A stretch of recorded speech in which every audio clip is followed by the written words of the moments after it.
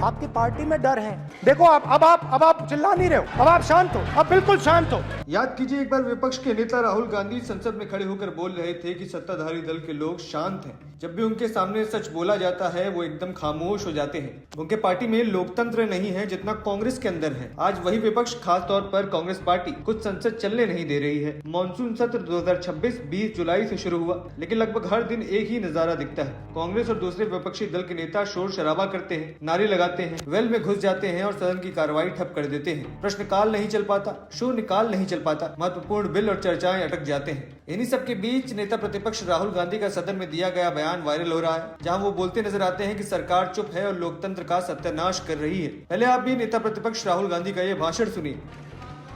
आपकी पार्टी में डर है, भय है, सच्चाई है। देखो अब आप चिल्ला नहीं रहे हो, अब आप शांत हो, अब बिल्कुल शांत हो। सच्चाई बोल दी, चिल्ला नहीं रहे, चुप। क्योंकि आपकी ट्यूनिंग डायरेक्टली, प्रॉब्लम क्या है, आप चिल्ला भी नहीं सकते क्योंकि कनेक्शन नहीं। सर मैं बोल रहा हूं, सर समझा रहा हूं, स्ट्रक्चर बोल रहा हूं।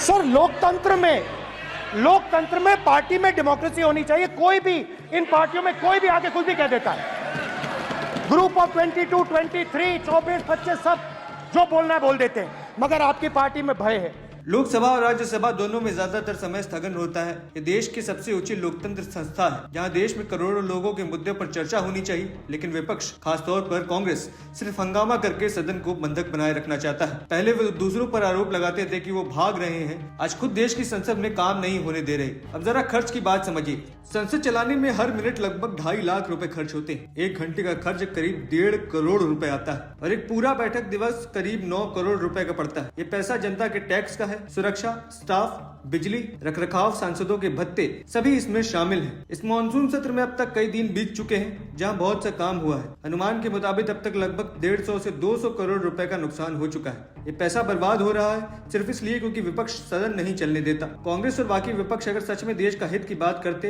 तो शोर शराबा बंद करते, चर्चा करते, बहस करते और सवाल पूछे जाते। लेकिन संसद को रोक कर देश का नुकसान करना गलत है। जनता का पैसा फालतू बर्बाद हो रहा है, देश का काम रुका पड़ा है। सोचिए, 9 करोड़ रुपए रोज और सैकड़ों करोड़ का नुकसान। ये जिम्मेदारी विपक्ष की है, खासकर कांग्रेस पार्टी की। सदन चलनी चाहिए, देश आगे बढ़ना चाहिए, हंगामा नहीं, काम चाहिए। देश की जनता चाहती है कि लोकतंत्र के मंदिर में उनके कामकाज किया जाए, न कि विपक्षी नेताओं की राजनीतिक रोटियां सेकी जाएं और उन्हें अपने भाषण देने का समय मिले। इस पूरे प्रकरण में और ये वीडियो देखने के बाद आपके क्या विचार है, हमारे साथ कमेंट सेक्शन में रखें और तमाम ऐसी खबरों के लिए TNN वर्ल्ड को सब्सक्राइब करें।